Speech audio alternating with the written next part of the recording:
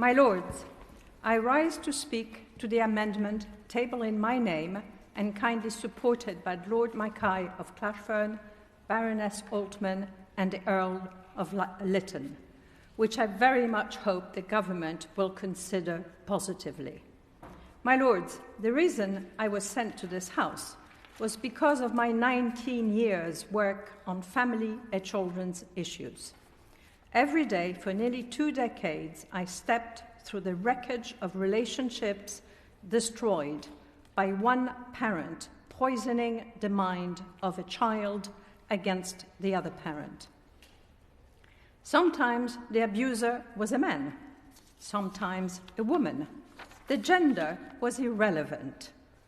The horrific irony is that all parties, the abuser, the abused, and the child, end up victims in their different ways. Lives wrecked, the psychological damage beyond measure. For some, the only way out is suicide. The government says that there is no need to include an amendment as this form of abuse is already covered by implication in the bill. But why by implication and not explicitly? In Part 1.4 of the bill, there is already detailed reference to economic abuse, by which one partner or spouse will seek to use money to coerce and control the other. How can economic abuse merit mention when the weaponizing of children for the purpose of coercion and control by one parent over the other goes unmentioned? No one has put it better than the distinguished family court judge, His Honour Stephen Wildblood, QC, and I quote, "The problem with parental alienation is that it's not about the child at all. It is about the adults. It's using children as an instrument of that parent's skewed emotions." I don't know about you, my lords, but in my book, there are few forms of domestic abuse more callous and damaging than that. Are we to draw the conclusion that money matters more than the lives and souls of the victims of domestic abuse, men, women, and children? Surely that cannot be the case. My Lord, this has nothing to do with creating a hierarchy of behavior, as the government fears. It is to ensure that through an act of Parliament, the issue of children as the victims of domestic abuse is not buried under a barrage of gender politics and misinformation. This debate demands to be broadened, not narrowed. There is a crying need for the justice system to be better equipped to distinguish between false and authentic accusations of alienation, between children who fear for good reason not to see one parent, who for good reason do not want to see one parent, and those children who have been indoctrinated to say so. Or, as the noble and learned Baroness Lady Butler Sloss put it in our last debate, a little more time might be spent teaching magistrates, district judges, and circuit judges a little more about it. It is, of course, parental alienation.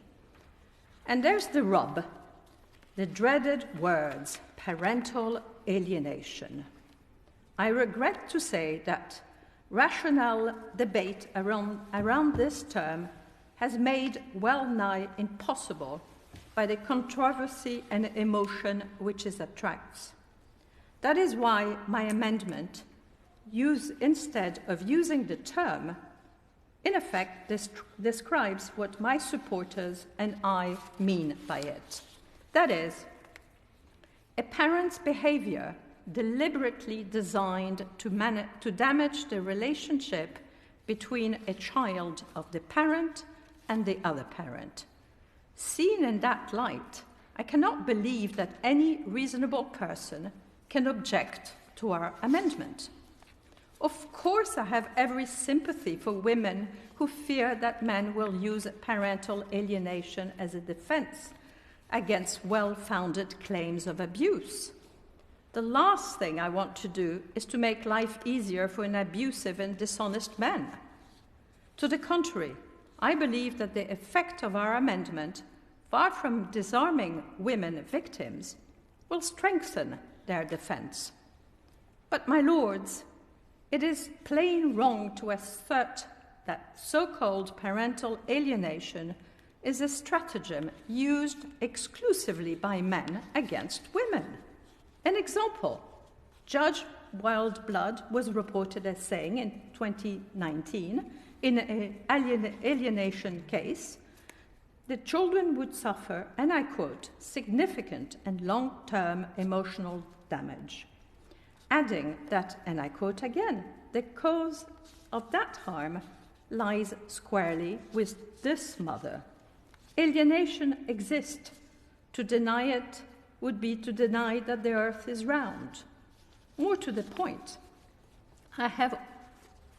you have all seen the petition signed within matter of weeks by over 1,400 fathers, mothers, and grandparents, begging the government to hear their voices and include a reference to this vile form of abuse in the bill. I receive emails constantly, every day, asking for that. And that, if not persuasive enough, I have an abundance of proof in hundreds of peer-reviewed research papers and scholarly articles to be found in the written evidence which I have circulated. This body of work comprehensively refutes the so-called expert advice submitted to the Ministry of Justice. Advice which says, on one hand, that there is no such thing as parental alienation and that it benefits men only. This is a bill which, if it becomes law, will deeply determine the well-being and mental health of families across the land for years to come. It is therefore vitally important that we have complete clarity about its intents and its reach. Can my noble friend, the Minister, agree that the family courts would benefit enormously from having parental alienation defined in law? Can the Minister further agree that the use of children as a weapon in adult conflicts is a form of child abuse, and that this is a matter which should fly above all politics and issues of gender, since it equally affects men and women and their children and their wider family? And lastly, can my Minister confirm that parental alienation will remain in the final version of the guidance of the bill, and that Kafkas, that is to say the experts and not the ideologues, will play a central role in advising the committee that will examine the guidance? I beg to move. Amendment proposed, page 2, line 12, at the end, insert the words as printed on the marshalled list. I call the next speaker Baroness Brinton. My Lords, the amendments in this group seek once again to put parental alienation both in capitals and on the face of the bill, and Lady Meyer has again outlined her reasons for this. But I do not hear any difference in objective from those amendments that were laid at committee. Those of us who oppose these amendments believe that adding parental alienation to the bill is redundant because the alienating behaviours that she has referred to are already caught within the definitions of coercive control. And further, the government has agreed to add a phrase about alienating behaviours to the statutory guidance, which will sit alongside some of the other patterns of behaviour in domestic abuse. As mentioned at committee stage, there are already problems in our family courts with one parent, often, but absolutely not always, the father of the child or children, alleging such behaviour.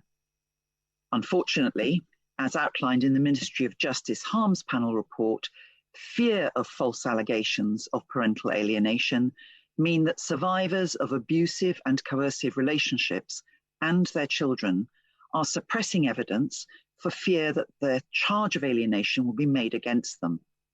Indeed, it's becoming such a worry in the family courts that even their solicitors are advising them against such evidence. There can be a history of abusive, especially coercive control behaviour, which is not presented formally to the family courts. This can include violence, restraining orders, criminal convictions, and also long-term patterns of such behaviour. Perpetrators of such fixated behaviour can often sound convincing, and their ex-partners are often terrified of their behaviour, even in a court hearing. At committee stage, both myself and Lady Hellich went through the background to some of the history of the development of parental alienation syndrome, which I will not repeat today as we are now at report, other than to say that there is evidence in family courts of some abuse of using parental alienation.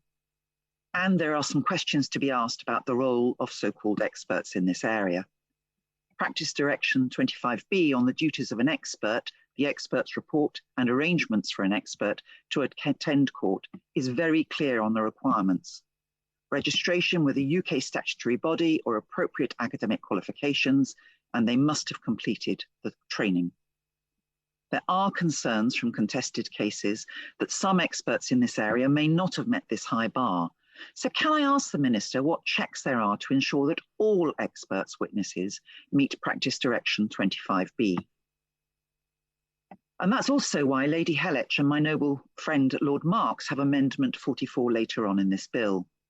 We need to ensure that the courts are aware of the implications of a whole range of behaviours, and especially in some of these egregious cases, there may have been some controlling, abusive, coercive, and even alienating behaviour before.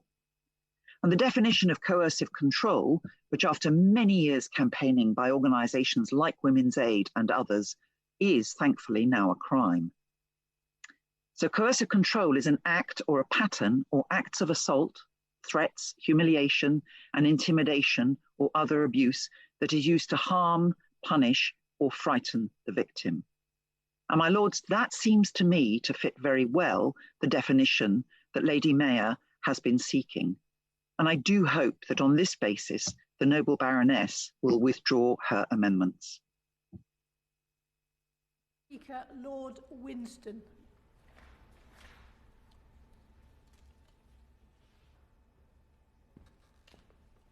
Lord Winston. Shall we move on then to Lord Mackay of Clashfern? I call Lord Mackay of Clashfern.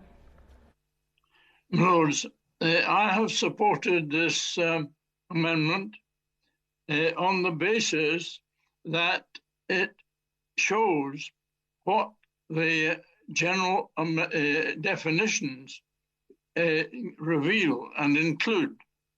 But I do not think it will be necessary to pursue that if we have a clear understanding that the sort of behaviour that Baroness Meyer has described is clearly covered by the phrase control, coercion or control. And there is another important provision in the definition section, the first section, which deals with the point about children being used as weapons against their parents, because it points out that activity towards a child may well be against the parent. I just perhaps should read that. It's 1.5. For the purposes of this act, A's behaviour may be behaviour towards B, despite the fact that it consists of conduct directed at another person, for example, B's child. And I feel absolutely certain that there are quite a large number of cases in which one parent seeks to damage, using his or her relationship with the child, to damage that child's relationship with the other parent. It's a natural kind of conflict weaponizing, which is apt to come forward in this sort of fighting between parents. When they become antagonistic one to another, they're apt to try to claim the children into their side of the dispute. And that strikes me as extremely dangerous. So what I believe is that the attempt to use one parent's relationship to damage the children's relationship with the other parent is a very obnoxious type of control or coercive behavior. And I verily believe that if it is allowed to persist to the end, you get parental alienation, because the operation of trying to damage the child's relationship with that parent ultimately succeeds. And that's what alienation is, where the child has been cut off successfully by that means from the other parent's company, love, and support. And I thoroughly believe that the law as it stands at the moment includes that, as we show. And the reason that an amendment has been put forward to illustrate that this is so is simply to make it possible to have this debate at report stage, because there was a tremendous amount of debate at committee suggesting that parental alienation was something that shouldn't be contemplated. And sadly, I fear that if the conduct that we've described succeeds, that's what will happen. So I believe that the bill already properly includes a definition which deals with the kind of behavior which underlies the attempts to secure alienation of the other parent from a child. I therefore strongly support this and believe that the definition, which is a very broad definition, and a broad definition which shouldn't be restricted. I had a feeling in relation to some amendments I've seen that the addition of some qualifications restricted the wide definition that the statute presently has in bill form. And I think that that width is very important, because the idea of domestic abuse is a very, very large area. And the definition, I think, manages to encompass that area with great success.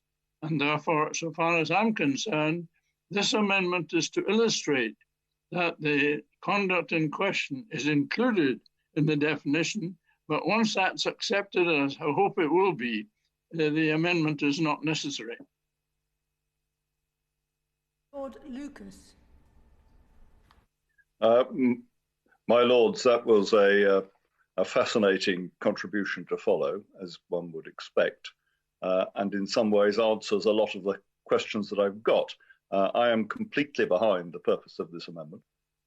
To my mind, as someone who is experienced but not expert, there is nothing about the phrases in 3C or 3E that naturally covers alienation behavior.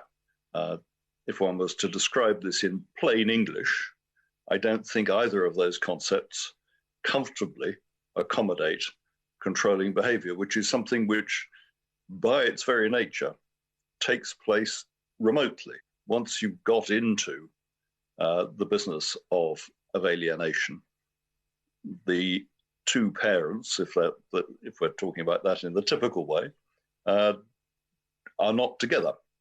So it is very difficult to see what element of control or coercion can be exercised by alienation, or how, in the context of domestic abuse, the very wide phrasing of psychological, emotional, or other abuse can be certainly construed as covering alienation.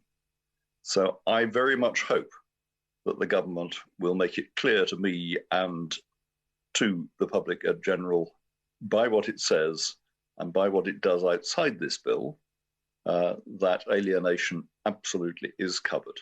But I do need to see that, from my point of view, in very clear and unambiguous terms. The Earl of Lytton. My Lords, my support for this amendment comes without the personal experience of the noble Baroness Lady Meyer or the legal expertise of the noble and learned Lord Mackay of Clash Fern. And like him, I do hope that in reality this amendment is unnecessary.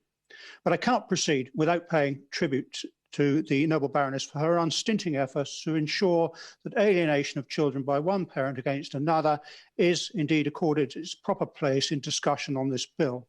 Her efforts and those of the noble Baroness Lady Altman have been inspirational. Now, my concern throughout is for the protection of children and for intervention in abusive situations at an earliest stage as is possible to ensure their life chances are best fostered.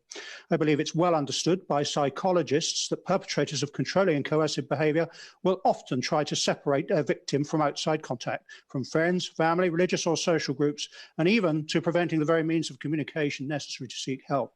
Perpetrators are, as the noble Baroness Lady Brenton said, often the most confident, plausible and convincing of people.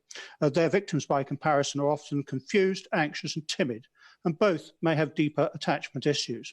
Here we are concerned, however, with a rather different direction of travel, namely conscripting the innocent as proxies to alienation as part of a contest with a partner.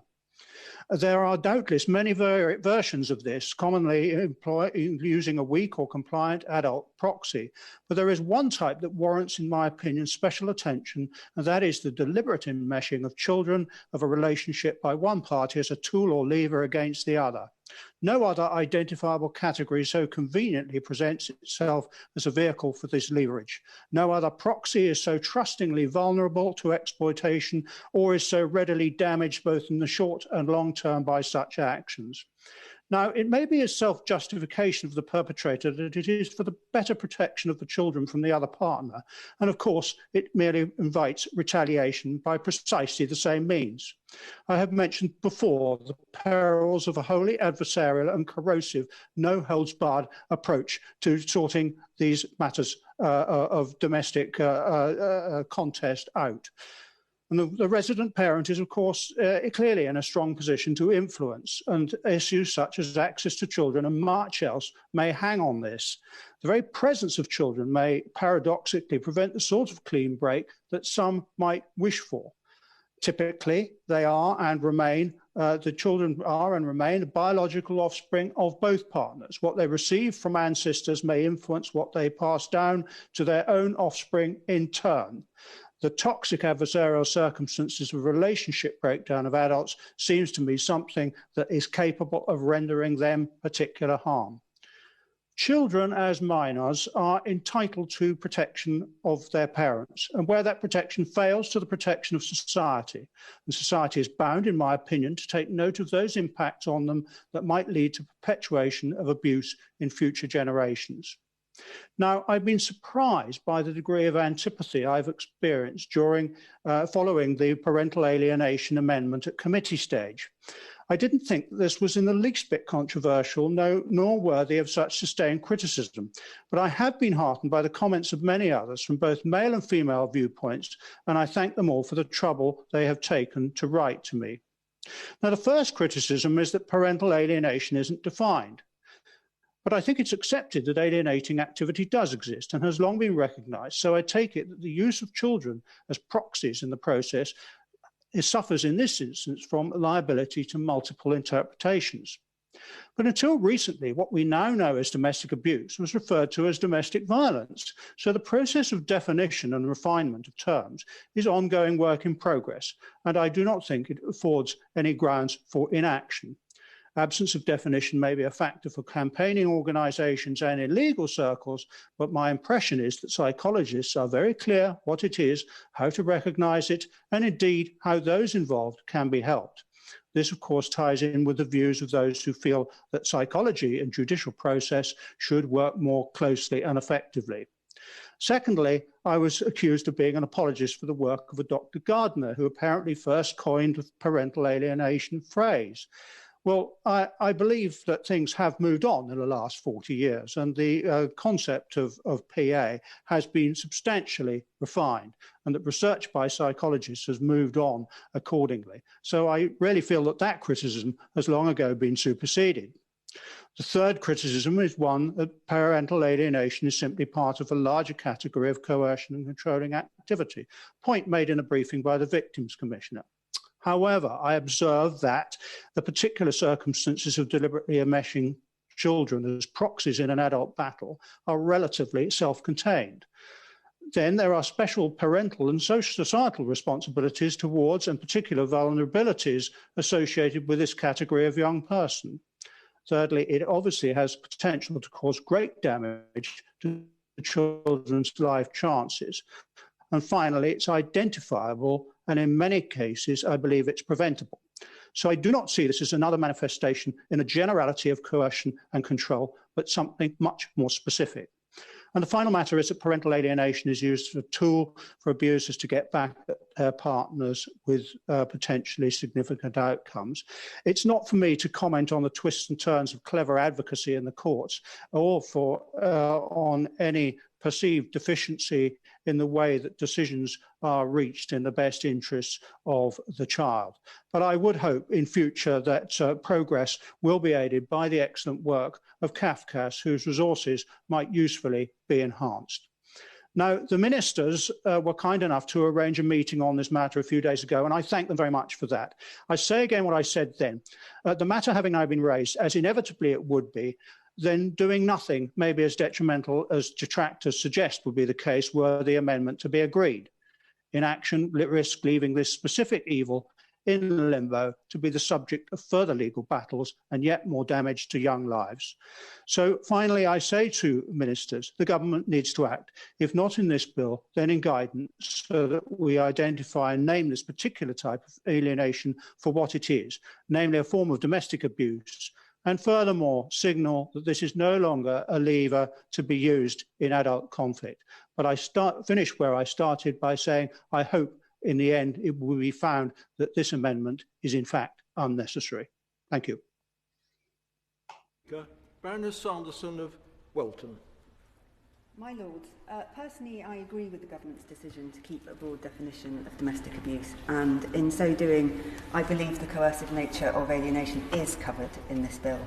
So I'm afraid I don't see this amendment as necessary. However, having not spoken on this issue at committee stage, I would like to speak briefly to say that just because I don't think the amendment is needed doesn't mean the issue isn't a real one. I understand the concerns about the way alienation is used by perpetrators, but that doesn't negate the incalculable harm that was done to my noble friend Baroness Meyer and her family, and to the many other parents, grandparents and children who have found themselves in a similar position. Her determination to bring a greater understanding and awareness is impressive, and it took great courage to stand up in this chamber and to share what is ultimately a very private, very painful experience. That experience should not simply be dismissed, and I welcome the fact that work is ongoing in this area so that we may properly understand this complicated, often devastating problem. I call the next speaker, Baroness Bennett of Manor Castle. My Lords, I speak against Amendment 2 as I did against the comparable amendment at committee stage. And I also express my opposition to the inclusion of alienating behaviour in the statutory guidance. At committee stage, having begun examining the issue of claims of parental alienation with an open mind, I focused particularly on research and expert evidence including a complete issue of the Journal of Social Welfare and Family Law. Today, I'll reflect on what came next.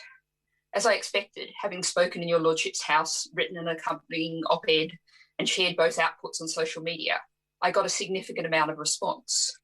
And a lot of that response was emotional and angry. And since we're talking about the most personal, intimate relationships, that didn't surprise me. And I was more tolerant of aggressive tones than I would have been on other topics. But something really struck me in many of the responses that I received. It was the use of the word right, as in my right to see my children, parents' rights, my rights to direct my children's future. And that crystallised some of the unease that I'd found in reading the academic claims backing a so-called syndrome of a parental alienation. Explicitly or implicitly, that was where they were coming from. We live, of course, my lords, in what continues to be a patriarchy, and claims laid down for millennia, claims that the father is the head of the household, that as in ancient Rome, the classical world that some of our current governments so seem to admire, he had the right even to kill any member of it without the law offering any legal protection at all, are extremely hard to wipe away. Under British law until 1839, every father had the absolute right to control his children should their mother leave. And even after that year of 1839, it was only women who had the means to petition the Court of Chancery who had a chance of keeping what we now call custody, and then only if she could demonstrate an absolute moral clean sheet. The father's morals were irrelevant. And if you want to see how there's nothing new about coercive control, the life of Caroline Norton, whose brave landmark campaigning won that change in the law, will demonstrate that. And the global pervasiveness of this patriarchal ideology was referred to earlier by the noble Baroness Lady Uden. Now, the noble Baroness Lady Meyer, in opening this group, said the bill should not get caught up in gender politics. My lords, this issue, this entire bill, is deeply, inevitably gendered, however much the government might try to deny it. The struggle to get to the situation we're in now, or apparently in now, where the well-being of the child is predominant in decisions made about that child, was one long struggle against a society run by men in their own interests. But now we're faced by renewed efforts, a fight back for presumption of contact, an assumption that if a child says they don't want to spend time with a parent, it must be the other parent turning them against them. After entering the debate publicly at committee stage, I was also contacted by women who told me what presumption of contact and a fear of an accusation of parental alienation had done to them. I want to give them a voice, so I'll report one such case.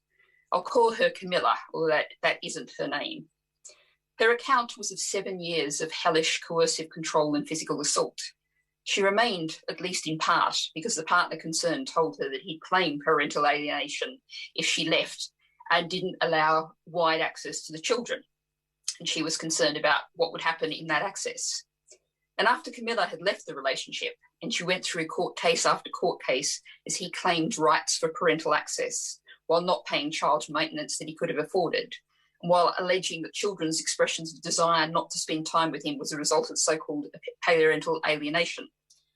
Such offenders, as the noble lady Baroness Brinton said, can be extremely convincing in a public space and in contact with professionals.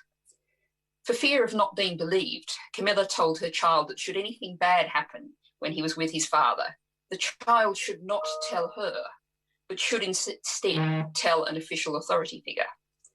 So that upper primary school-aged child declared, in front of many peers and school officials at a school gathering, that their father was physically abusing his new girlfriend in front of them. Then, happily, safeguarding apparatuses kicked in as they should have. And a few weeks later, that child disclosed, again to people outside the family, that they'd been sexually abused by an individual the father had left them with. It's a horrendous account, and one that I'll long remember. And I think of the difficulties of the pressures on that child. Which brings me to my final point, one that I don't think our debating committee really brought out. That is about the impact on a child of being told that you're deluded, your mother, your father is leading you astray, is lying to you, and that your own impressions, feelings, desires, beliefs, not to be with a parent, is some kind of false consciousness. When children say, I don't want contact, they need to be given, no doubt for their own well-being, the chance to explore that with trained professionals, given the time to explain, to discuss, to vent their feelings. But above all, they need to be listened to. Imagine, my lords, what it feels like to have stated very clearly to officialdom that you don't want to spend time with a parent, that you've seen them doing things that are illegal or vicious or clearly damaging to other human beings, and then being forced by a court to spend time with them anyway. Now, I was talking about these issues with a friend of mine who's over the age of 80, and I was fascinated when she explained how, not through the agency of a court, but through community and social pressure, she'd been forced to spend teenage weekend days with her father, who'd separated from her mother years before. She felt that her father didn't really want to be there. She certainly didn't want to be there as a teenager, yet she didn't have the agency, didn't have control. More than 60 years later, those weekends clearly still had an impact on her. Agency, control of one's own self, being listened to and believed, we know are crucial for well-being. Now, on one level, it would appear this amendment is not going to be pushed for debate. So on one level, this is academic. That's narrowly true in terms of the progress of this bill, but in terms of defending a hard-won, long-fought-for principle of children's interests being paramount in the official approach to custody and access, against the weight of those millennia when the father's control was absolute or near absolute, this is, my lords, an important debate. Let's keep the well-being of children as the sole goal, a very recent goal that is both a moral right, but also one that will give us the healthiest possible society. Thank you, my lords. I call the next speaker, Lord Cormack. My lords, that was a very, very powerful speech in favour of the aims of the amendment. At the end of the last debate in committee, when I spoke, I said I was somewhat ambivalent, although I totally supported what my noble friend Baroness Meyer was seeking to do. That remains my position to a large degree, although I have come down, if it were a case of this amendment going to the vote, which I hope it will not be, of being probably on Lady Mayer's side. I think there is nothing more admirable in life than somebody who dedicates himself or herself to try and ensure that others do not suffer as he or she has done. Lady Mayer's campaign over 20 years or more now to ensure that other women and men should not have to tread the road she was obliged to tread is wholly, wholly admirable and commendable.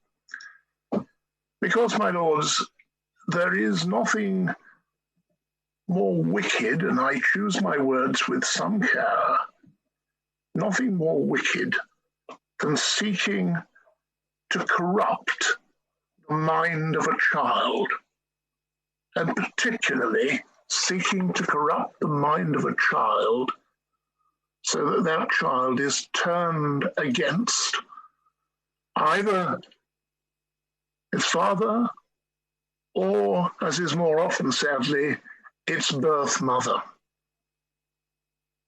We've devoted time recently to debating the importance of motherhood. There is nothing more important in the world. And Lady Meyer has clearly suffered greatly. She does not want others to suffer greatly in the same way, nor, my lords, do any of us.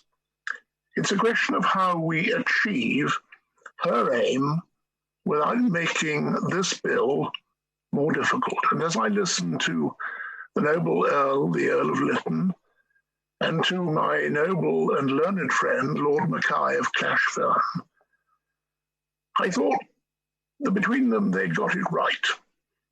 They both signed this amendment, but they do not really want it to be necessary.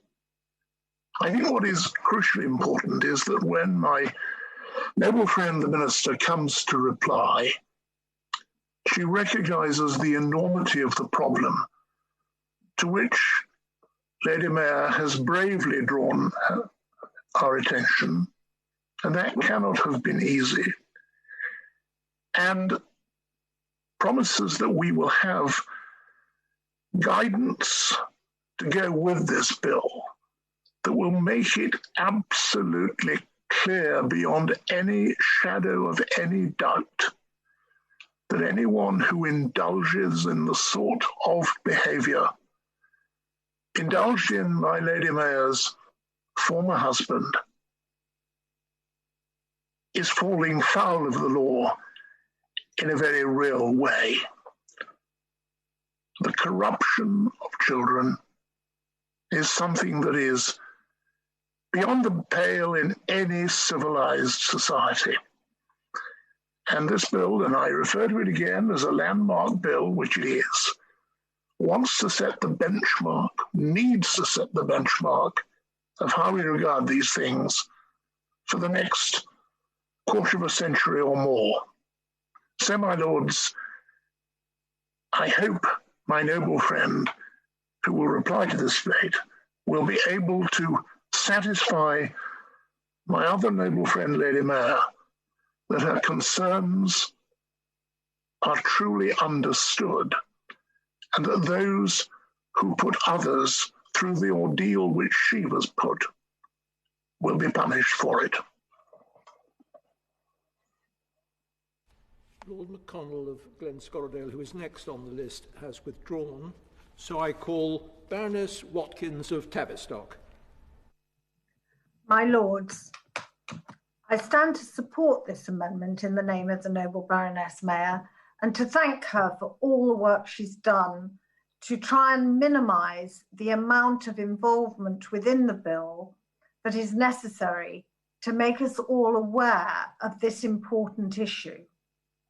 The amendment is designed to explicitly ensure that parental alienation is properly defined on the face of the bill, though we have, of course, had indications today that it may be in statutory guidance that may be sufficient to ensure that the rights of children to see parents when it is appropriate are adhered to. The amendment is not gender biased. It recognises that either parent, mother or father, may deliberately behave in such a way as to damage the relationship between a child and the other parent. Parental Alienation UK has outlined a range of behaviours from one parent to another, and I want to focus on one.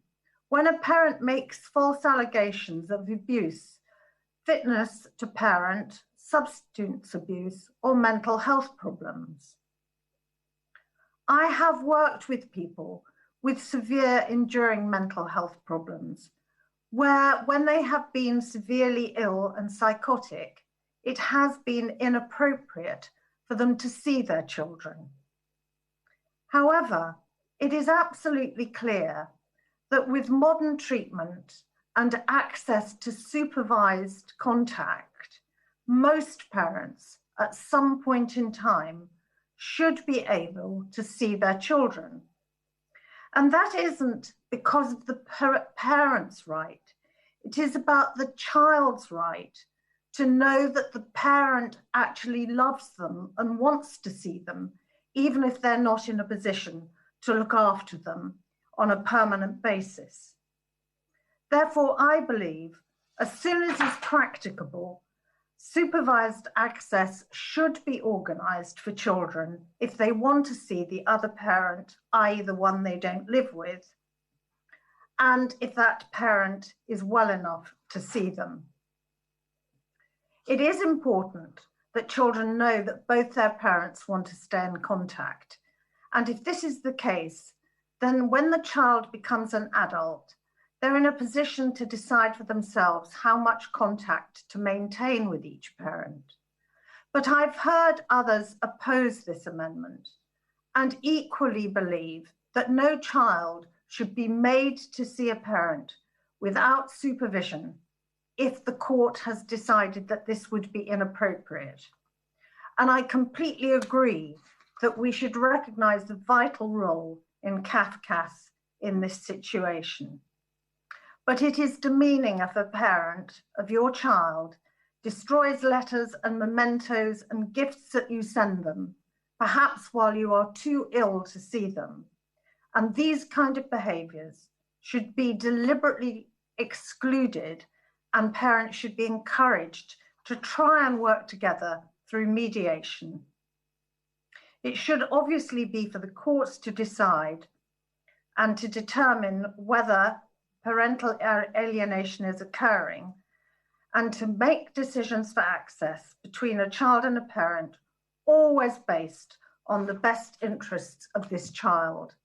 I therefore believe that the people who do not agree with this amendment actually have the same focus as I and others who are supporting this amendment do, which is to try and ensure that children grow up knowing that they have been loved where this is so, and that they have been able, where it is safe to do so, to be in contact with both parents. I understand that this amendment may be better written within the statutory guidance, and look forward to hearing the Minister's opinion on this matter. I call the next speaker, Baroness Altman.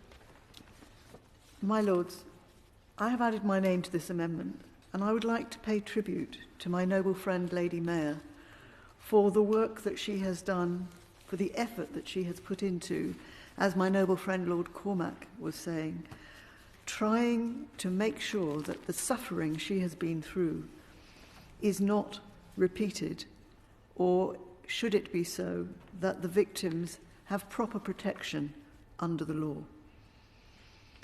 I would be grateful if my noble friend could please confirm what my noble and learned friend Lord Mackay asserted,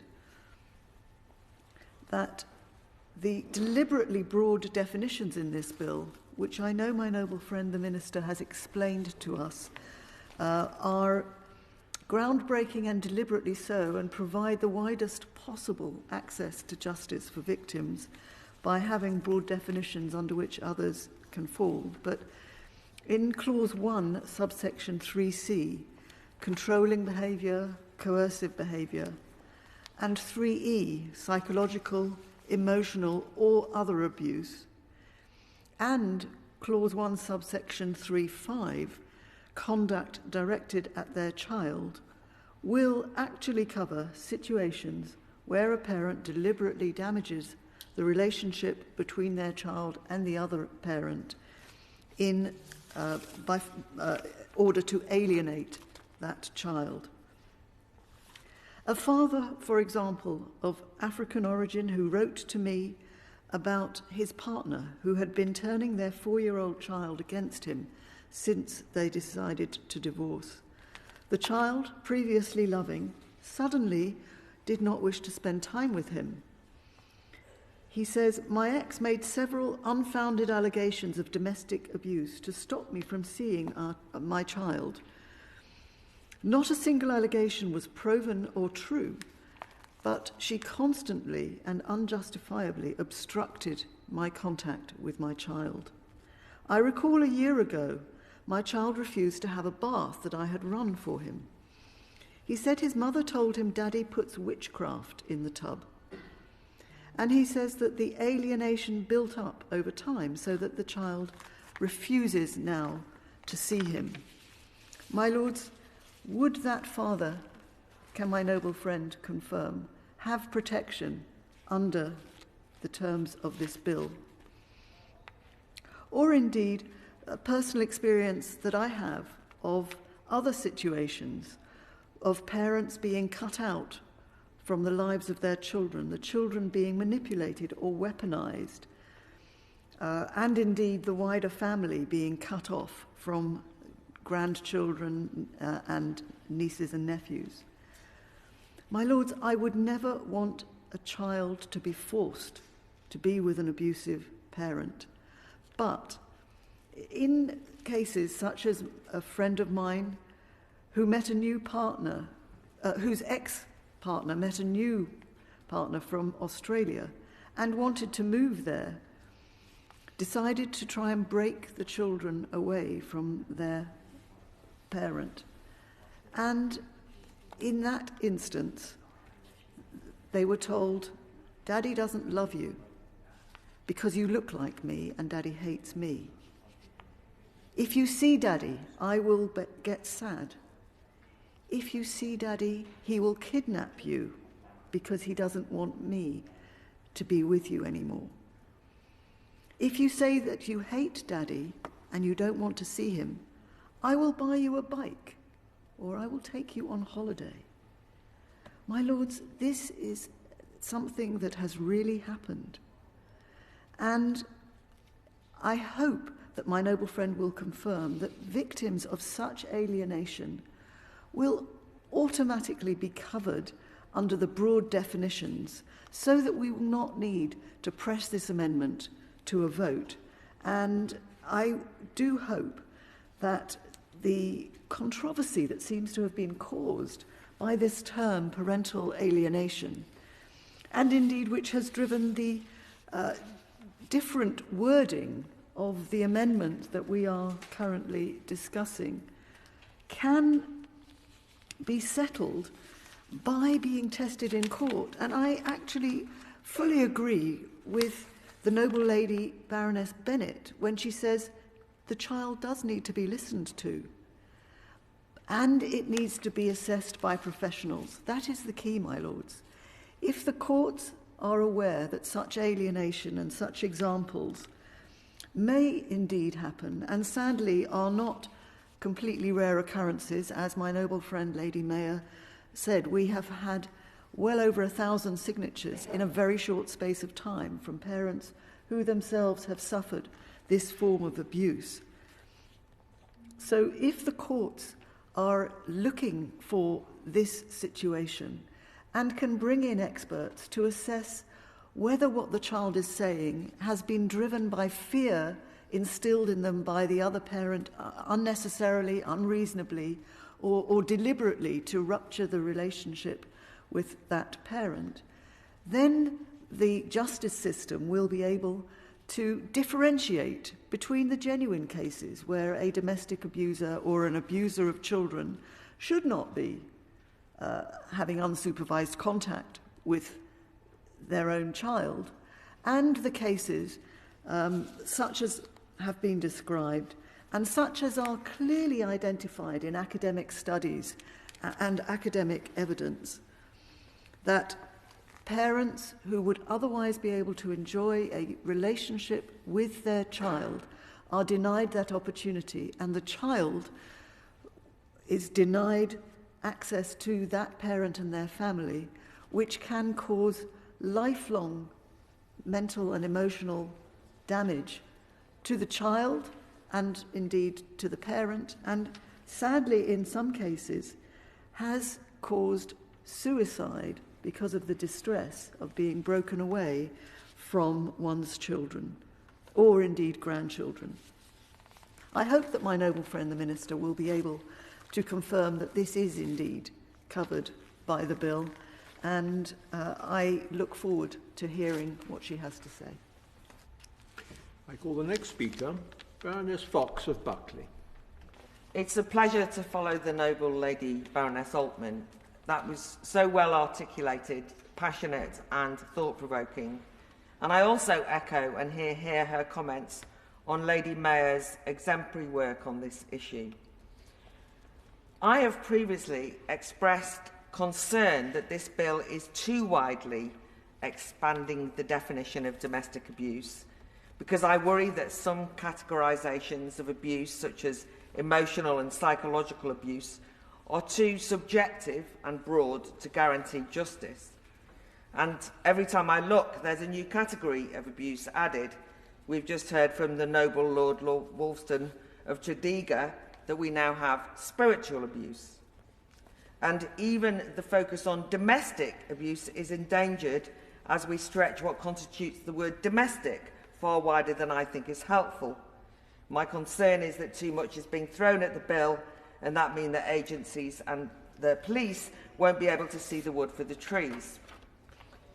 I'm not just going off topic in relation to this amendment, because I raised those caveats in relation to the issues around this amendment at committee stage. But I am now satisfied, having done a lot of research and mulling it over, that this is one amendment and one area where the bill can usefully cover. It is well and truly domestic, because it's about parental relationships with children. And if ever there was a concrete example of abusive coercive control, it has to be in using children against their parents. But I think that this form of alienation is specific in terms of a form of controlling behaviour that needs to be acknowledged somehow in the legislation. Any one of us who have had any personal experience of toxic relationship breakups will be more than aware that in some instances the understandable hurt that can lead to nastiness can spill over into weaponising children against one or other parent. And when this becomes systematic alienation, then maybe the law is useful and necessary to step in. Because what can't be denied is that the consequences of being alienated from one's own children is tragic and devastating, and people in that situation have very little resource to justice. Think of the consequences. You often can't see your child or children because of the alienation. Your children are told of the most heinous accusations against you, their views poisoned against you. And at the very least, one might therefore expect, because of that, that supporters of this bill would be sympathetic to children being coerced or alienated in this way. But instead, there's been an enormous deluge of organised lobbying against this amendment, which would be fine, but it's taken a particularly aggressive and hostile form, as hinted at by the Noble Earl Linton, and I find that worrying in and of itself. One of the main arguments used is that parental alienation is a tool used fraudulently by abusive fathers to gain access to their children. But this very accusation, in and of itself, is sadly used to demonise those supporting this amendment, who are accused of being apologists for abusive fathers. The emphasis of the amendment's opponents on this is on the danger of false allegations of alienation. Now, I too worry, and I've said throughout the discussions on this bill, about false allegations, especially in relation to such emotive interpersonal matters. It's one reason why any allegations must not be automatically accepted as truth or fact and need due process and need to be sensitively interrogated. But that is true of all allegations, including allegations of domestic abuse. If this amendment can be misused for false allegations, then the whole of this bill can be misused and lead to more false allegations, but I don't think we should halt this bill. Actually, in two instances in which I've known of parental alienation, fathers were falsely accused of domestic abuse by the domestic abuse of the mothers before they were totally cleared of any wrongdoing, by the way, and the mothers admitted that in the bitterness that they'd over-egged what they'd said. But think of what had happened. This was after the fathers' reputations were trashed, their children was told their father was effectively wife-molesting monster, and it caused great misery that was endured by the extended families in both instances. That affected the well-being of the children, totally cruel, very hard to get over. So in that instance, I don't think we're talking about abusive fathers using this, but rather innocent people being turned into being accused, and they themselves actually victims, not abusers. And children are also victims here, because both parents should be equally open to for their children, as has been mentioned by various people. And I just think that there is something very specific about this amendment that needs to be considered. So if anything, I'd argue that we accept this amendment in whatever form, that all allegations of any sort of coercive alienation or abuse are properly scrutinised in family courts by the criminal civil law, but that we must show real care in accepting, when we accept whoever's side version of events in matters of this nature. Just finally, some scepticism has been shown, both in the lobbying that I've received, but also in what's been said so far. Scepticism has been shown towards 35 years of clinical, legal and scientific evidence that's backed up this issue of parental alienation. And we've already heard today people saying, well, what kind of experts are they? Can we trust this expertise? Yet throughout this bill, to be frank, we've heard all sorts of evidence that's been cited as though it's fact, even when it's been contested. But it's largely been nodded through. Experts have been quoted without anyone querying it. So I just worry that there's a certain one-sided nature to the hostility to this amendment, when I actually think it's absolutely reasonable and fair that it's brought into the law. Lord Balfe, who is next on the list, is unable to take part in this debate, so I call next Lord Morris of Aberavon.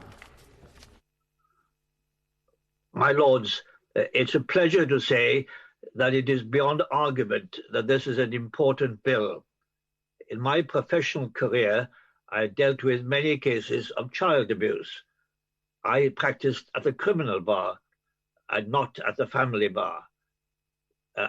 Fortunately, sitting as a recorder, I did not have to try or sentence anyone convicted of a child abuse. It is important to get the legislation right. At my first reading, I thought the bill was sufficiently comprehensive to deal with any wrongdoing. The steps in the ladder are clear. First, the relationship is set out in subsection 2. Then we go on to the type of relationship, and this is supplemented in 3 and 4. And in section 5, subsection 5, it deals with the situation of indirect behavior. This is what the movers of the amendment seek to redefine by adding words in their amendment, by seeking to give an example of behavior which is reprehensible. I understand the aims of the proposers. I understand their real concerns, and we've listened to the passionate speeches that have been made today. The noble and learned Lord Mackay has added his name to the amendment, and from long experience, I would listen to his words, and the House always does, with very, very great respect. My fear is that this amendment is over-prescriptive. By putting it on the face of the bill, it might limit the generality of the encompassing nature of subsection 5. At the moment, I have very serious doubts about the amendment, whether it is needed at all, as by particularizing, it may limit the thrust of the subsection so far as other conduct is concerned. And in those circumstances, my Lord, having heard all the arguments, I would recommend its rejection by your lordships. Speaker, Baroness Stroud. My lords, I would like to commend my noble friend, Baroness Meyer, for her courage and resilience in tabling this amendment again today. I first had the privilege of meeting her and hearing her story many years ago, and since then she's been a tireless campaigner on this issue, despite, as we've seen today and at committee, often intense and personal challenge. As we've heard, parental alienation is a devastating form of abuse that can extend for decades and have deeply traumatic effects for both the children and the excluded parent. There has, however, been strong resistance to recognising this as a form of abuse, with those opposed arguing that abusive parents may themselves use a defence of parental alienation to continue their abuse. Surely, though, this is precisely why we have judges, and we must have confidence in our courts and our police to make these judgments, as they have to make countless others every day of the week. So what this amendment seeks to do is to insert the following line, such as a parent's behaviour deliberately designed to damage the relationship between a child with a parent and the other parent, into the legislation. I am hopeful that the government should be able to confirm that this is indeed included in the definition of coercion, as Lord Mackay and Baroness Meyer have requested. This edition would specifically draw attention to parental alienation while simultaneously giving the family courts a sound basis for better distinguishing between genuine and false allegations of parental alienation. This amendment both identifies parental alienation and protects those vulnerable from exploitation of the law. The dynamics expressed in this amendment are important for a number of reasons. Alienation adversely affects the psychological development of the child in that it prevents a natural, healthy bond and relationship with a parent. A child needs to be nurtured and protected by its mother, and Erica Commisol, a leading expert in attachment theory and the neuroscience of motherhood, highlights that children are at a higher risk for social, emotional and developmental issues when the essential presence of a mother is missing. But it is equally important that the child have a relationship with their father. And in a major study in the Journal of Applied Economics, The Impact of Income and Family Structure on Delinquency, it was found that when interactions between parent and child diminishes, such as in the case of parental alienation, the child perceives a decline in that parent's benevolence. If the decline is sufficient, the child will accept its implications and move to feelings of abandonment, alienation, and a lack of trust. Both parent and child are worse off. And research from the Institute of Family Studies also found that controlling for race and parental income, boys raised without their father are much more likely to use drugs, engage in violent or criminal activity, drop out of school, and with girls more likely to engage in early sexual activity or have a child out of wedlock. The consequences of parental alienation can be deeply severe on the next generation. There can be no doubt that judicial decisions in cases involving children must take account of all aspects of the family dynamic, including all types of abuse. There is a need for qualified professionals to assist the court in assessing whether there is abuse, and if so, its severity, and how it should affect child-parent residence and contact arrangements. But the need for expertise in handling these delicate situations should not dissuade us from addressing this often hidden but deeply damaging form of abuse. This bill is strengthened if it captures all forms of domestic abuse and improves the outcomes for those who are vulnerable to experiencing it. And we look today to the Minister to confirm that this concept of alienation is included within the definition of domestic abuse. I call the next speaker, Baroness Chakrabarti. My Lords, I too wish to pay tribute to Baroness Meyer for her 2 decades of campaigning after a horrific experience that most people would not be able to turn into such a positive contribution. I wish her, her co-signatories and all members of your Lordship's House a very happy International Women's Day, a celebratory moment, a moment of remembrance started over 100 years ago by radical working women. My Lords, I also want to pay tribute to Baroness Meyer for doing something that seems all too rare in our very polarised and sometimes even toxic public discourse. She listened.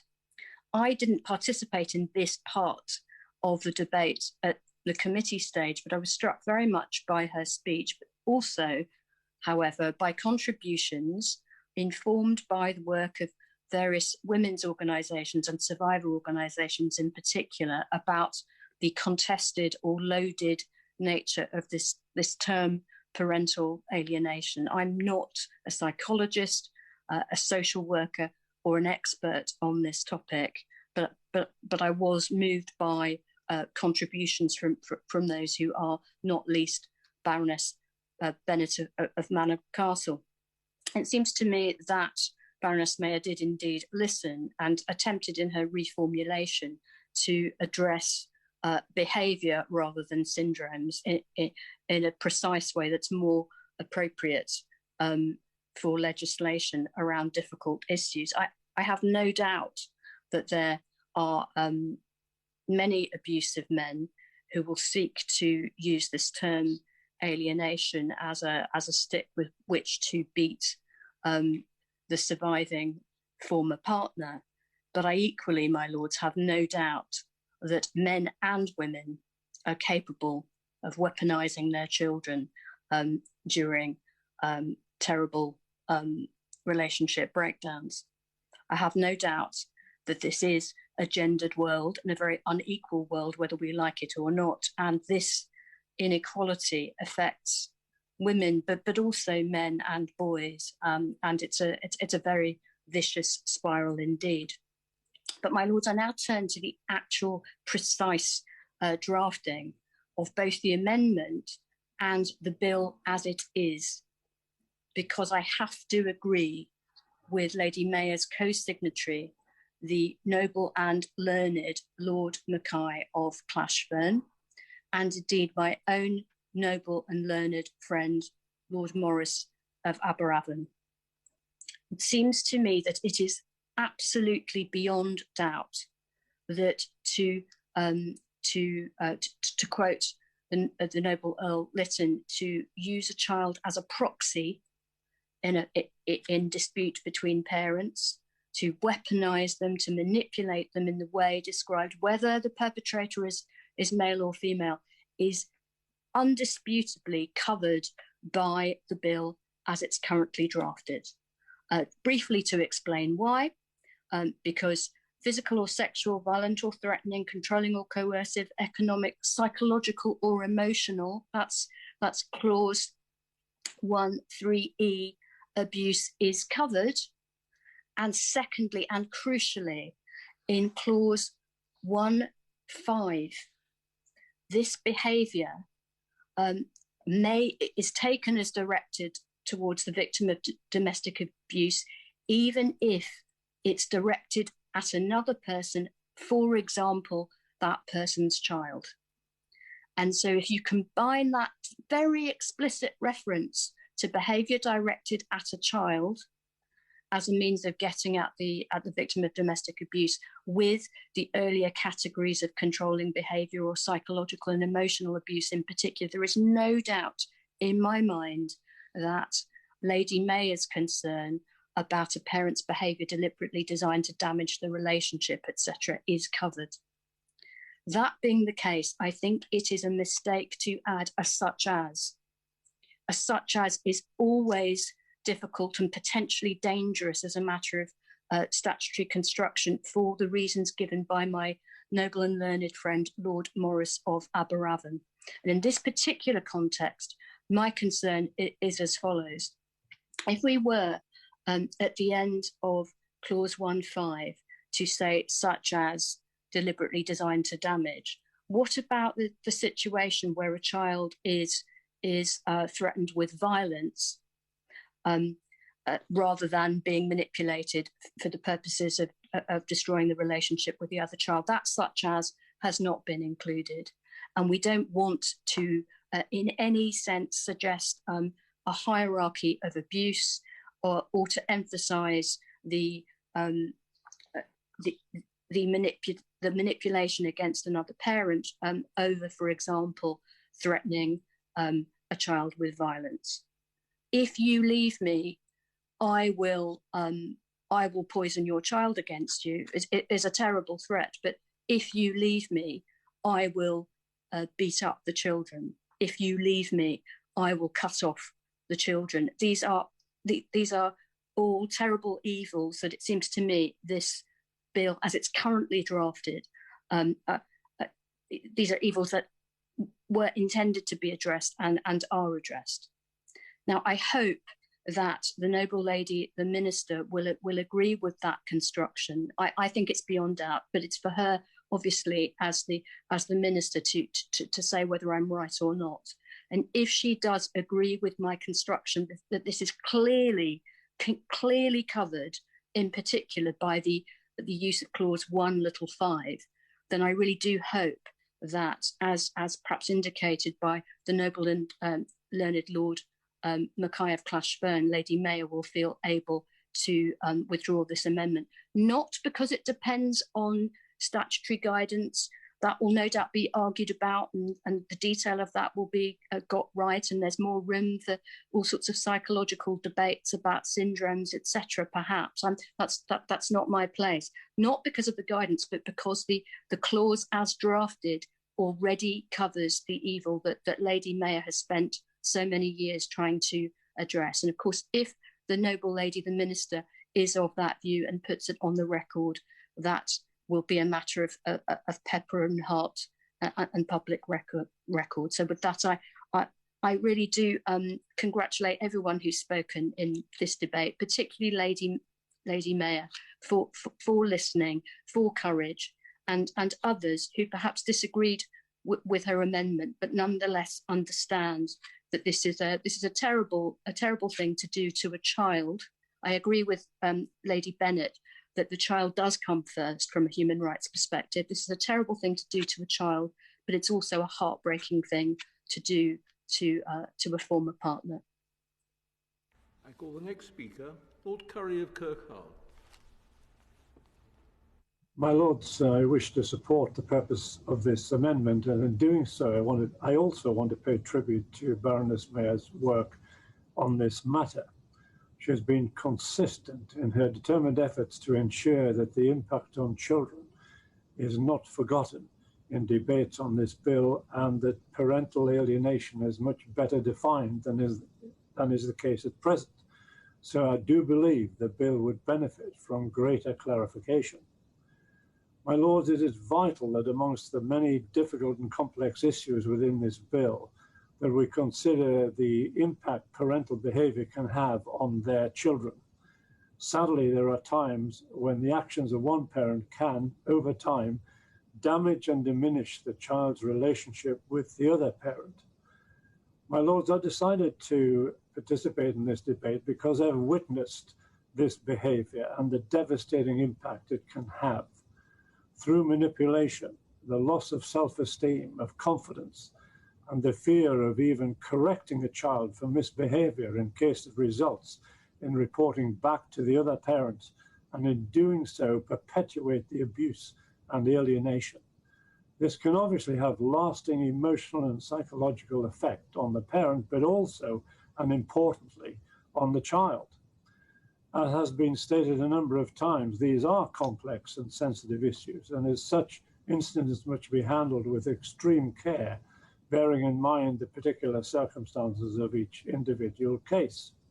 However, when a child is forced into a position of choosing sides in an argument, when the emotional stability and authority of one parent is consistently undermined by the other, this puts the child or children in a potentially traumatic situation.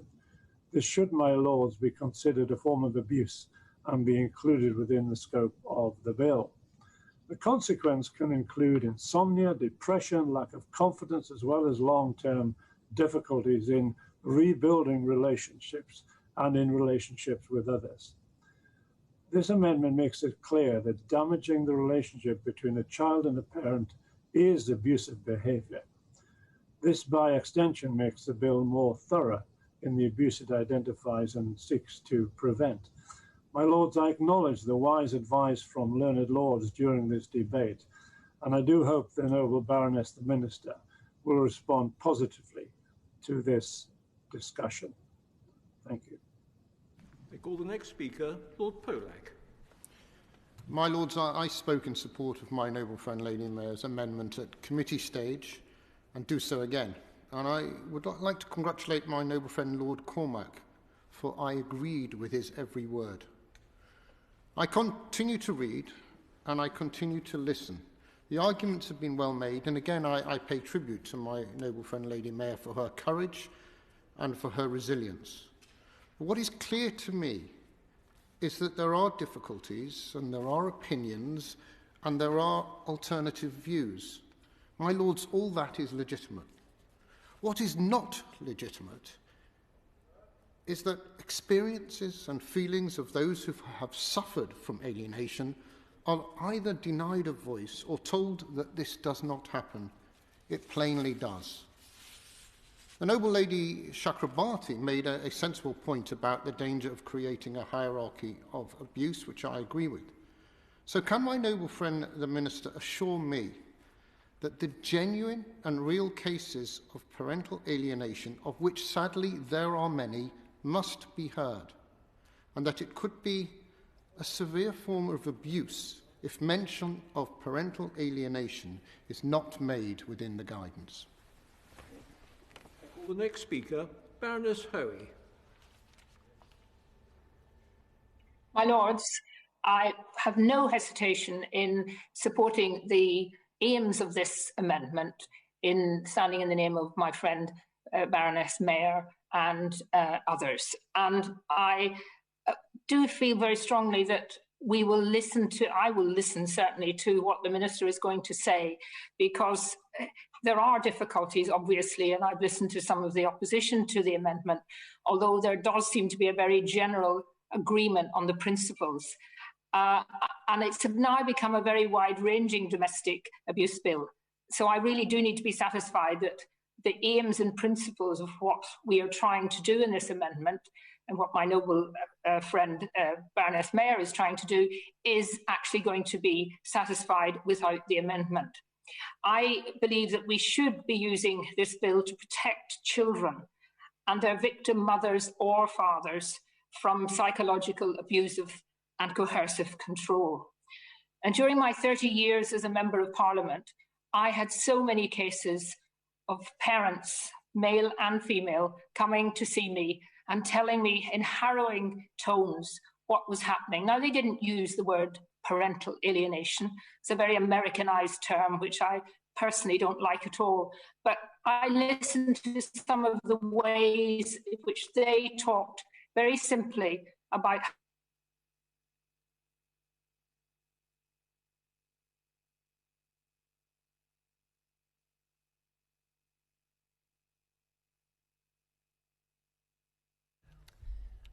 we might have lost the connection to the noble Baroness Lady Hoey, so we should continue to the noble and learned Lady Butler Sloss.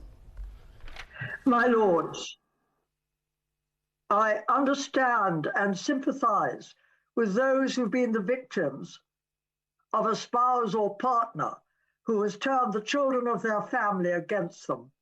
Of course it takes place. It is an intensely sad situation, deeply unfair to the children, as well as to the victim parent. As a family judge, I tried a number of such cases, and I have to tell you, my lords, that I very nearly wept in court when all efforts to change the children's attitudes had failed. Some of them, those cases, I remain with vivid recollection. But we do need to recognize that there are two different situations. There are the children who witness the abuse of a parent against the other parent or have suffered from hearing it. And there are the children who suffer from the parent who is alienating them from the other parent. That is the background. And it's important that judges understand the context and can differentiate between the absent parent, who by his or her actions has forfeited the right to have a proper relationship with the children, and those who have been wrongly and unjustly deprived of such a relationship. This, as I said at committee, requires judicial training. And I've reflected since committee on what the training should be and the extent to which it is already carried out, and I've done a little research. In my view, it is already very well provided by the Judicial College, which is chaired by a Court of Appeal judge. It is divided into different committees. One such committee deals exclusively with family issues.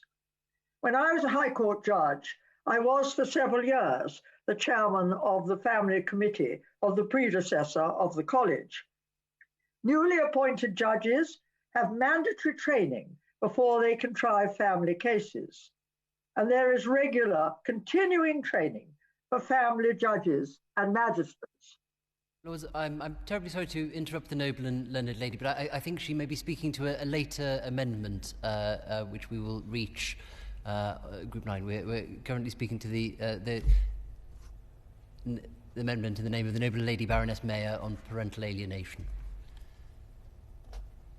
Though I have the deepest sympathy for those who have suffered this unjust behaviour from the other spouse or partner, I do not believe that this amendment, for all its good intentions, should be part of the Domestic Abuse Act or should be set in primary legislation.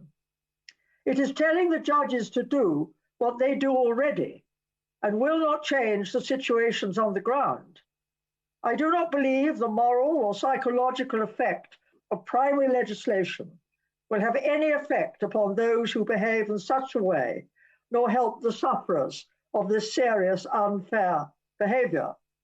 Consequently, I do not agree with the noble Baroness Meyer that the family courts would benefit. On the contrary, it would do them no support at all. I also disagree with the view of Kafkas, and for these reasons, I do not support the amendment.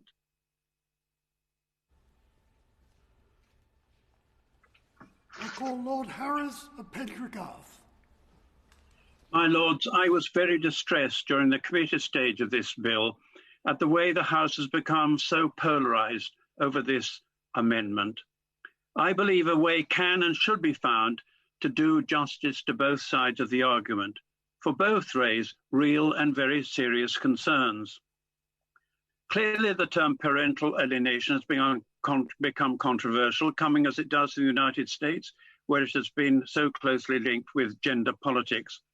So I welcome the rewording of the amendment, where what we are dealing with is clearly defined. Parental alienation has been referred to in earlier debates as a concept, or even prefaced as in this debate, sadly this afternoon, by the qualification so-called. But my lords, the concept arose on the basis of experience. The fact is that very many people, both men and women, have been alienated from their children as a result of the unacceptable behaviour of their partner or former partner.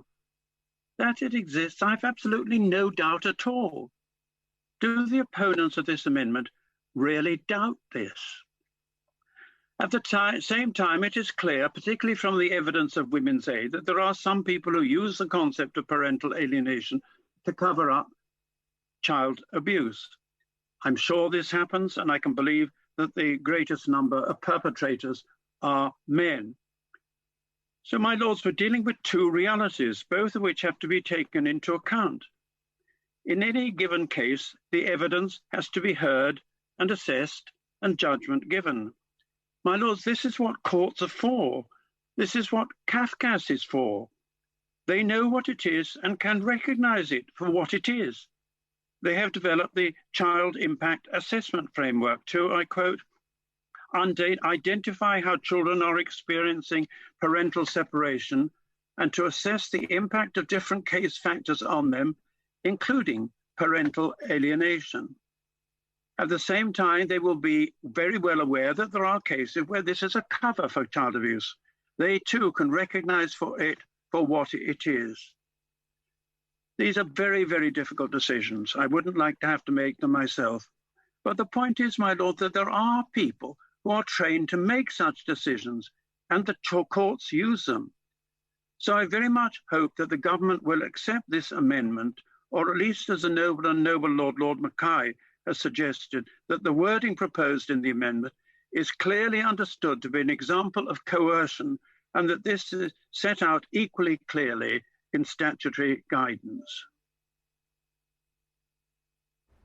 I call Baroness Hellig. My lords, I have listened carefully to the speech of my noble friend Lady Meyer and to those who support this amendment.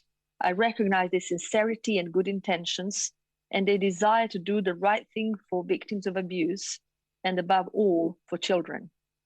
But I'm afraid that I continue to have very serious concerns about this amendment and the ideas it seeks to introduce into the bill. I do not think it is required in order to help those victims whom noble lords wish to help. In fact, I fear that it will do the opposite. It will empower abusers. I'm concerned that despite the change in language, this amendment still rests on the idea of parental alienation and serves as a means of embedding that concept, so open to misuse as a means of covering up domestic abuse, into law. Parental alienation is a flawed model for addressing the experiences of the parents and children this amendment seeks to help. I agree that parental behavior, and I quote, deliberately designed to damage the relation between a child or the parent and the other parent, in the words of the amendment, is unacceptable.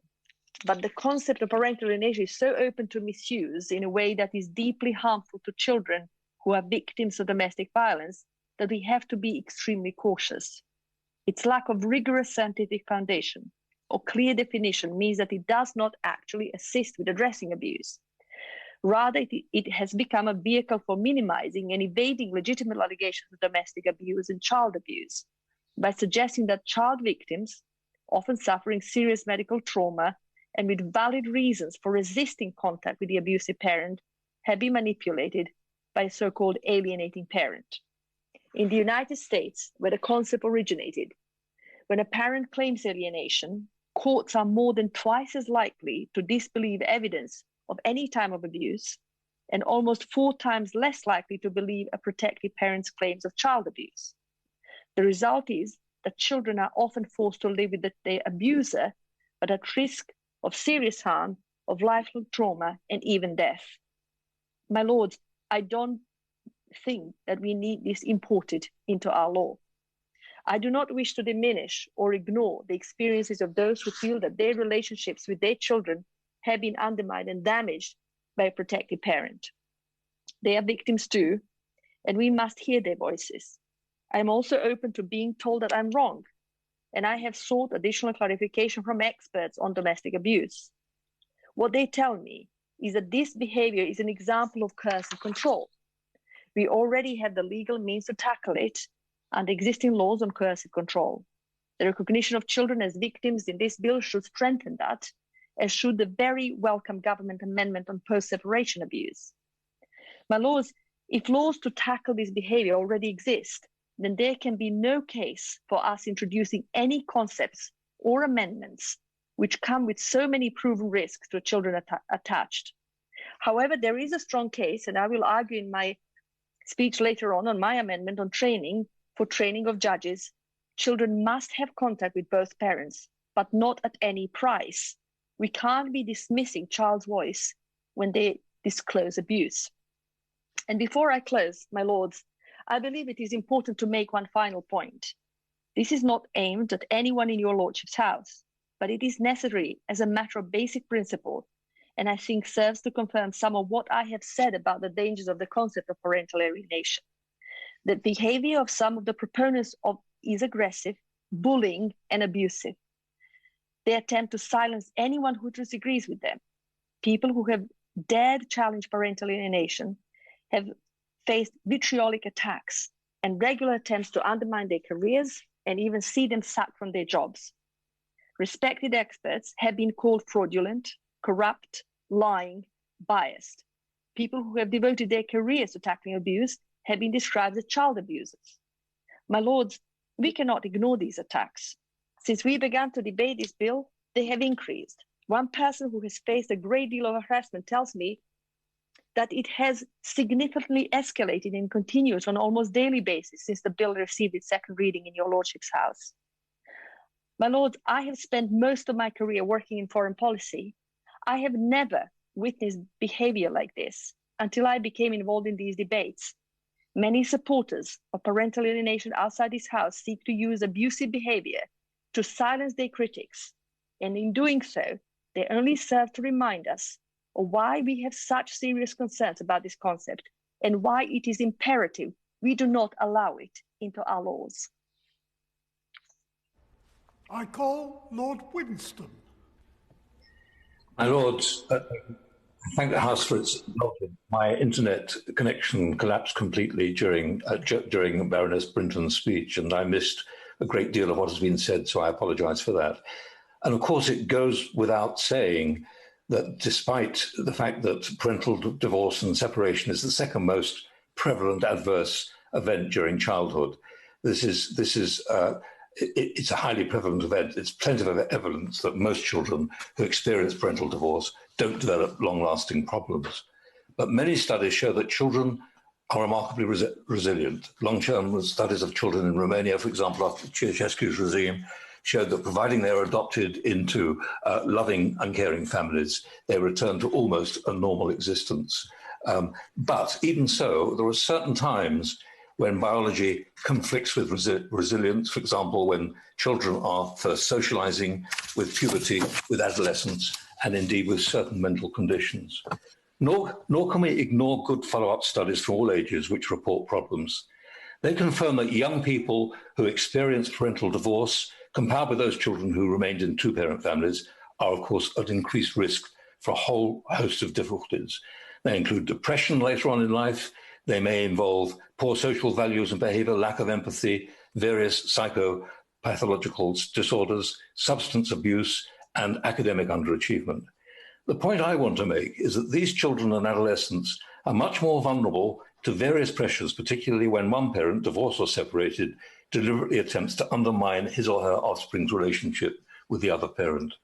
Of course, at times, this may not always be deliberate, and when it is, it may be difficult to prove in court. But there are examples where this is clear-cut and where there is substantial evidence of this kind of damaging behaviour. So to my mind, what this amendment is largely about is unquestionably child abuse, which is what Baroness Meyer firmly said in her speech. And research clearly shows that this can have long-term effects on children as they become adults. Moreover, there is the possibility, which is more difficult to show on long-term studies, that traits which a child may develop in consequence of this kind of behaviour may be passed on so that a child's own offspring, the grandchildren of a fractured experience, may actually be visited from the grandparents down.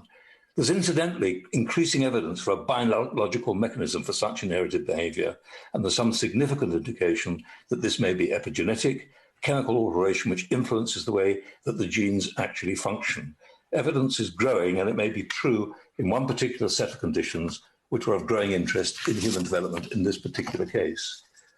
Autism spectrum disorders, so-called ASD, are neurodevelopmental disorders in which multiple genetic and epigenetic factors definitely play a role.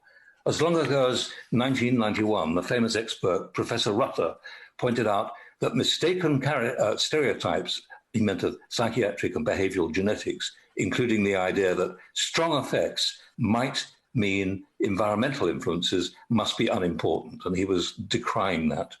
Judith Crowell in America has pointed out that parental behavior in this way is critically important in enhancing or reducing the negative effects of children who may be autistic, which is often particularly the problem with one or other or both parents. So in her study, I think it's a useful marker to consider. What I want to just mention in brief is Karin Ahara's study from Arizona. She's conducted a remarkable follow-up. She's looked at, for 6 or 8 years, 240 children, and she's shown very, very clearly, with quite subtle changes in these children's, let's say, relationship with one or other parent, there have been mental health problems, drug abuse, and risky sexual behavior. They're all common. She and her colleagues conclude that children in families with high levels of post-divorce conflict, which would certainly include what Baroness Meyer is referring to, are particularly appropriate group to target for appropriate preventative interventions. We know that those interventions do work, and that must be surely better than recourse to law. But nonetheless, it's an important kind of child abuse because it can occasionally be very difficult to see. It can be hidden. And so for this reason, I think it's a particularly important amendment and a very, very vital discussion. And I'm very glad that Baroness Meyer has found it fit to introduce it at the report stage. I call Lord Paddock. My Lords, at committee stage, we heard the very moving testimony of the noble lady Baroness Meyer, whose children were abducted by their father and kept in Germany with very little contact between them and the noble lady. During that separation, it appears that the father turned the children against her. It was shocking and upsetting and a case of parental abduction. and I pay tribute to the noble lady for her campaigning work on parental abduction. A friend of mine in Oslo who has shared custody, is having the relationship between him and his son poisoned by the mother. As my noble friend Baroness Brinton has said, such behaviour is already covered in a way that economic abuse is not by Section 1, subsections 3C and E and subsection 5 of the bill as it stands. Parental alienation amounts to controlling or coercive behaviour, psychological and emotional abuse, including, as the noble and learned Lord Mackay of Kalashfern has said, conduct directed at another person, for example, the victim's child. As the noble Baroness said at committee stage, using children as weapons in a war by one parent against the other can equally apply to mothers seeking to alienate fathers as it can to fathers seeking to alienate mothers. It can inflict damage on both the parent and the child. And I have to say, in this regard, I fundamentally disagree with the noble lady, Baroness Bennett of Manor Castle, that this is a gendered issue. The noble and learned lady, Baroness Butler-Sloss at committee stage, said from her wealth of experience that it is important to leave discretion over contact and looking at parental alienation to the judges, and she has reinforced that this afternoon. As the noble and learned Baroness has said today, there are two types of cases. One where a child witnesses abuse and turns against the perpetrator, and another where there is a malicious attempt to turn a child against a parent. Abusive behaviour turns children against abusers. My lords, as with many areas of domestic abuse, the issues here are complex, and there are both advantages and disadvantages to the noble Baroness's amendment. My noble friend Baroness Brinton at committee stage quoted from a Ministry of Justice report on the subject that cites, and I quote, fear of false allegations of parental alienation are clearly a barrier to victims of abuse telling the courts about their experience. And the Domestic Abuse Commissioner designate, who has talked about, and I quote, the potential for the idea of parental alienation to be weaponized by perpetrators of domestic abuse to silence their victims within the family court, unquote. The noble lady Baroness Meyer said the justice systems needs to be better equipped to deal with these issues. But as my noble friend Baroness Brinton has said, in a later amendment, Amendment 44, the House will consider whether there should be mandatory training where magistrates and judges at all levels might be better trained in this and other areas of domestic abuse. I accept that the noble and learned lady, Baroness Butler-Sloss, thinks that existing training is adequate. But along with the noble Baroness Hellich, we believe this is where any change should take place, in the training of the judiciary, rather than, quote, behaviour deliberately designed to damage the relationship of a child, of the parent, and the other parent being listed on the face of the bill in the definition of domestic abuse. For these reasons, we do not support this amendment. I call Lord Ponsonby of Shoolbreed.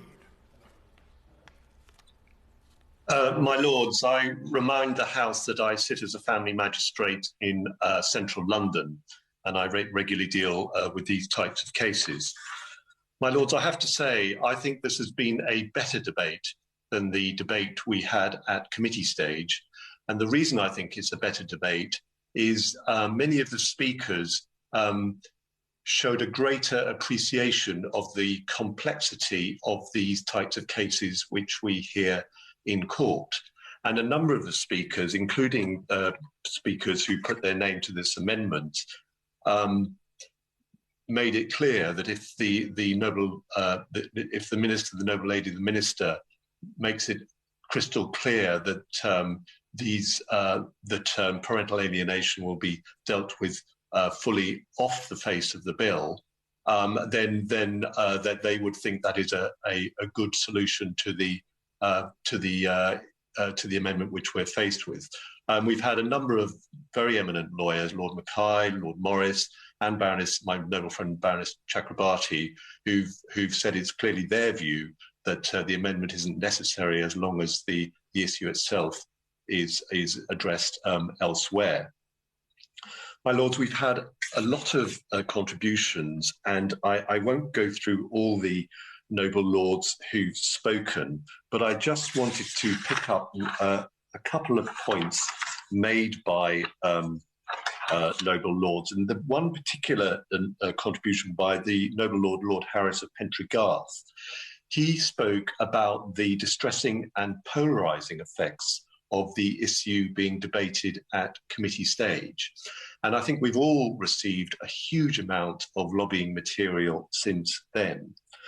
And he also said that he had no doubt that parental alienation exists and that there are professional organisations like CAFCAS through their child impact assessment and the court system which try to address the whole range of domestic abuse, including parental alienation. But, my lords, I wanted to make one point which has not been made by any other speaker, and it really stems from the point which Baroness Butler-Sloss made, and she summarised it in a typical, very succinct way, and she said the effects on the child are twofold. The first, she said, was the witnessing, either directly or indirectly, of domestic abuse, which is clearly extremely bad for the child. But the second issue was the malicious attempt by a parent to turn the child against the other parent. Now, I think she's characterised that issue accurately, but I have to say, I've been sitting as a family magistrate for about 8 years now. I've seen many cases where a parent has admitted domestic abuse, either through a conviction or they've admitted they've behaved, that they have committed domestic abuse. I've seen that many, many times. What I have never seen is where a parent admits maliciously trying to alienate the child from the other parent. I've simply never seen a parent acknowledge that as a course of action which they've indulged in. So the court, of course, is in a very difficult position, and we move on to the possible use of experts. We move on to training for judiciary. We move on to the life experience of magistrates and judges when they're dealing with these cases. But I think I come back to where I opened, that I do think there has been a greater acknowledgement through the contributors to today's debate of the difficulty in making these decisions. Of course, I'm in favour of more training. We magistrates and lawyers and judges are trained in any event, but more training would be welcome. But I hope the noble lady, the minister, will manage to convince Lady Mayer that it's not necessary to press her amendment. I think I personally believe that the issues that she has raised, the intensity of the speeches she has given, can be properly met through regulations in this bill. I call the Minister, Baroness Williams. Well, my Lords, can I say on this International Women's Day that I pay tribute to the courage of and thank my noble friend Lady Mayer and other noble lords for their continued engagement on this issue. It is clear, as the noble Lord Harris of Pentriggarth pointed out, that the issue of parental alienation proved to be one of the most polarised issues at committee, and he challenged us really to focus on the areas of agreement, and I will try to do that. And it was opposite that the Noble Lord, Lord Ponsonby, who spoke last, referred to the Noble Lord, Lord Harris of Pentecost's comments, and said that we had a better debate today than we did at committee. I agree. We are beginning to develop a shared understanding on where we're trying to get on this, and to understand what are the points that the amendment is driving at. So, my noble friend, Lady Mayer, obviously has lived experience of this very difficult and deeply distressing and personal issue, and 19 years of campaigning experience to boot in the area of alienating behaviours, and I do pay tribute to her. I do not want in any way to seek to deny or to minimise the devastating impact that alienating behaviours can have on family life, but we must consider very carefully the suggestion that legislation in the form of my noble friend's amendment is the appropriate response here, but I hope I can give her comfort on that, because I will now outline the aspect of things that I think go to the heart of the bill and the nub of the point that she's trying to make. My Lords, our approach in Clause 1 is to define domestic abuse by reference to the types of abusive behaviours, as my noble friend Lord Mackay of Clashfern pointed out, and actually so did the noble Lord Curry of Kirkcaldy, although he agrees with the amendment, and not by reference to the form in which those behaviours may be manifested. We are fearful of creating a hierarchy of behaviours by appearing to give more weight to one manifestation than another, and don't, as my noble friend Lord Mackay of Crashfern says, wish to inadvertently narrow the Clause 1 definition by giving specific examples such as that proposed by my noble friend in her amendment to Clause 1.5. As the noble Lady Chakrabarti pointed out. So the behaviours to which my noble friend Lady Altman referred to would be in scope in terms of whether the examples she cites would be covered. My Lords, it be a matter clearly for the courts to decide. As I indicated in committee, I accept that there are circumstances where alienating behaviours indicate a wider pattern of emotional or psychological abuse. However, where this is the case, the definition of domestic abuse in Clause 1 and subsection 3E and 5 are particularly relevant, as the Noble Lord Paddock, Lady Chakrabarti, Lady Brinton, Noble Lord Morris of Aberavon said already apply, and as such don't need to be further expanded. To answer my noble friend Lady Mayer's question, and that of several other noble lords, in fact almost all noble lords who spoke in this debate have asked the question about the statutory guidance. The draft statutory guidance covers alienating behaviours. I'm very grateful to noble lords who have already shared their views on the guidance, and we do welcome further feedback and suggestions for improvement. There'll then be a further opportunity to comment on the guidance when we formally consult following royal assent. My Lords, one of the strengths of this bill is that it recognises the impact of domestic abuse on children, considering them as victims in their own right. From the perspective of risk of harm to the child, the relevant legal framework is provided for in Section 1 of the Children's Act of 1989, together with the definition of harm in that Act. Both my noble friend Lady Mayer and the Earl of Lytton reference the Kafka's definition of parental alienation. And whilst that definition supports our shared understanding of the impact of alienating behaviours on the child, it is an important point of clarification that the Kafka's definition is not a definition of domestic abuse. And I think we need to be very clear about that. And Kafka's are clear that there are a number of reasons why a child might resist time with or be hostile towards one parent following separation, or indeed other breakdown of a parental relationship. My Lords, I fully accept that the impact of decisions made by the family courts can be life-changing for both parents and children, as my noble friend Lord Mackay of Clashfern illustrated. Any allegations of harm, including alienating behaviours, should be properly and fully scrutinised by the court, as my noble friend Lady Stroud says, and the noble Lady Baroness Butler-Sloss emphasised this as well. It is for the court to decide child arrangements based on the facts of the case and with the welfare of the child as the key concern.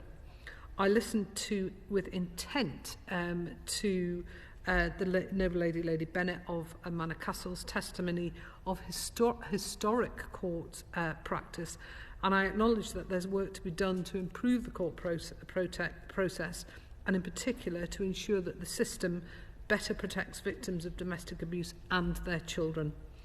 The government has already committed to address long-standing and systemic issues following the findings of the expert panel on harm in the family courts that the noble Lady Brinton referred to, and specific commitments already address a number of suggestions raised during the passage of the bill in relation to this amendment, from the need for updated training and guidance across the family justice system to the importance of enhancing the voice of the child. And I can assure my noble friend that there is widespread commitment to system-wide reform in this area. Noble Lady Brinton asked me what measures are in place to ensure expert witnesses meet Practice Direction 25B. My Lords, under Practice Direction 25B, experts must comply with the standards set out in the Standards for Expert Witnesses in the Family Court document, and I thank the London Victims Commissioner for her thorough briefing to both ministers and the President of the Family Courts Division on this. I might add, my Lords, that the domestic abuse protection orders will be available in the family and other courts. My noble and learned friend, Lord Mackay, was quite right to suggest that a DAPO offers a remedy in these cases. My Lords, I indicated at the start of my remarks that the government needs to listen to all sides of the debate when coming to a view on matters such as this. My noble friend will be aware that her amendment faces opposition from those representing domestic abuse victims and survivors, and the designate Domestic Abuse Commissioner, the past and present Victims Commissioners and the London Victims Commissioner and Women's Aid Federation are all opposed to this amendment, and it's incumbent upon all of us to understand why.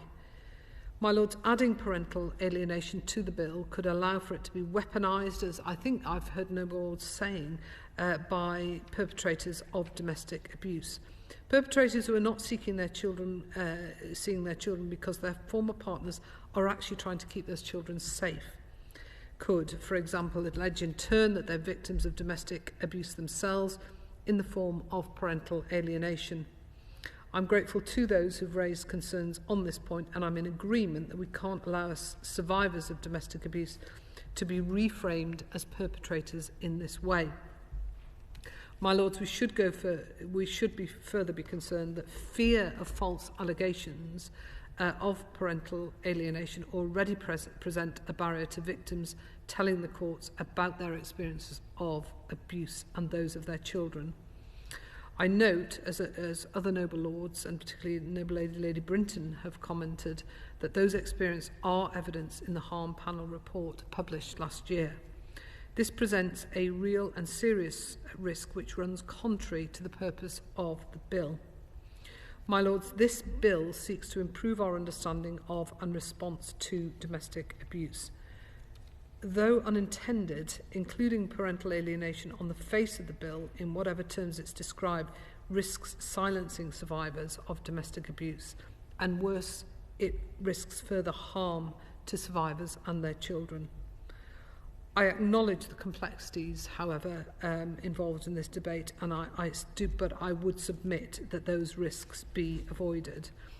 I hope, with all that I have explained, in acknowledging the noble lady and others' desire to see the reference to parental alienation in guidance, and actually how the bill provides for those behaviours that manifest themselves in parental alienation. My noble friend will feel happy to withdraw her amendment.